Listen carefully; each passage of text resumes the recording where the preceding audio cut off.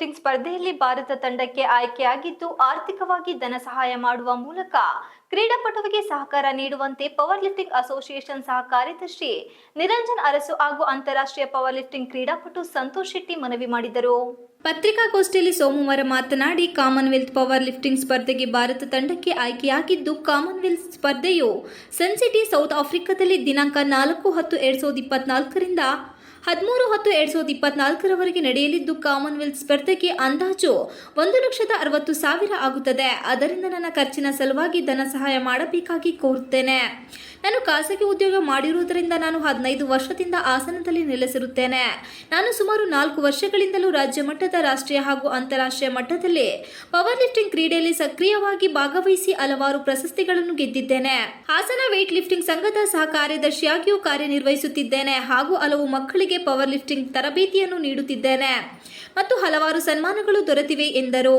ಅಂತಾರಾಷ್ಟ್ರೀಯ ಮಟ್ಟದಲ್ಲಿ ಹಾಸನದ ಕ್ರೀಡಾಪಟು ಮೊಟ್ಟಮೊದಲ ಬಾರಿಗೆ ಏಷ್ಯನ್ ಪವರ್ ಲಿಫ್ಟಿಂಗ್ ಚಾಂಪಿಯನ್ನಲ್ಲಿ 74 ಕೆಜಿ ವಿಭಾಗ M1 ಬೆಳ್ಳಿ ಪದಕವನ್ನು ಪಡೆದಿರುತ್ತೇನೆ.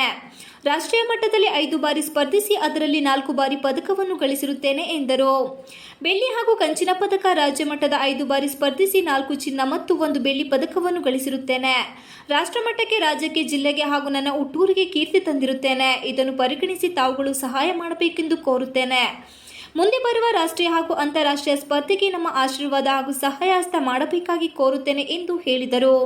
ಪತ್ರಿಕಾಗೋಷ್ಠಿಯಲ್ಲಿ Karnataka amateur body building association ಉಪಾಧ್ಯಕ್ಷ ಮೋಹನ್ ಕುಮಾರ್, ಸಚಿನ್ ಪ್ರಭು, ಪಂಚ ಕುಸ್ತಿ ಸ್ಪರ್ಧೆ ಅಧ್ಯಕ್ಷ ಗಿರಿಗೌಡ, ಚರಣ್ ಭುವನಹಳ್ಳಿ ಇತರರು ಉಪಸ್ಥಿತರಿದ್ದರು.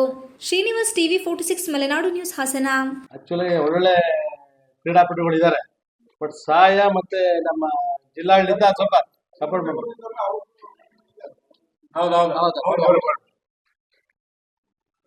ಅವರು ಹಂಗೆ ಲಾಸ್ಟ್ ಇಯರ್ ಹೋಗ್ಬೇಕಾದ್ರೆ ನಾವು ಇದೇ ತರ ಎಲ್ಲ ಮಾಡಿ ಅವ್ರಿಗೆ ಮಾಡಿ ಚಂದ ಎತ್ಕೊಟ್ಟು ಎಲ್ಲ ಕಡೆ ಚಂದ ಎತ್ಕೊಟ್ಟು.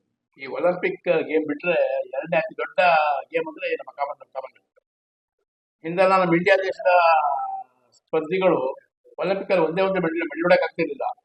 ಈ ಕಾಮನ್ವೆಲ್ತ್ ಹೋದಾಗ ಮಾತ್ರ ಸಾಕಷ್ಟು ಮೆಡಲ್ ಹೊಡ್ಕೊಂಡ್ಬರ್ಬೋದು. ಅದು ನಮಗೂ ಎಲ್ಲ ಗೊತ್ತಿರೋ ವಿಚಾರ.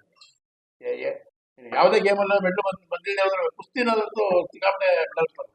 ವೇಟ್ ಲಿಫ್ಟಿಂಗ್ ಅಲ್ಲಿ ಈ ಕಾಮನ್ವೆಲ್ತ್ ಗೇಮ್ ಅಲ್ಲಿ 124 ಕಂಟ್ರಿಗಳು ಇದಕ್ಕೆ ಈ ಒಂದು ಕಾಮನ್ವೆಲ್ತ್ ಗೇಮ್ ಅಲ್ಲಿ ಸ್ಪರ್ಧೆ ಮಾಡ್ತಾ ಇರುತ್ತೆ. ಇಂಥ ಒಂದು ಗೇಮ್ಗೆ ಇವರು ಸೆಲೆಕ್ಷನ್ ಆಗಿರೋದು ನಿಜವಾಗ್ಲೂ ಹೆಮ್ಮೆ ಪಡೋ ಅಂತ ವಿಚಾರ. ಇಂಥ ಒಬ್ಬ ಸ್ಪರ್ಧಿಗೆ ನಾವೆಲ್ಲ ಕೈ ಜೋಡಿಸ್ಬೇಕಾಗಿರೋದು ನಮ್ಮ ಒಂದು ಕರ್ತವ್ಯನೂ ಸಹ ಹೌದು ಹಾಸನ ಜಿಲ್ಲೆಯವರು. ಮತ್ತೇನಾಗಿದೆ, ಬರೀ ಇದನ್ನೇ ನಾನು ಬರೀ ಏಣಿಗೆ ಸಂಗ್ರಹಣೆ ಮಾಡಿ ಓಡಾಕೋದ್ರೆ ನಂದು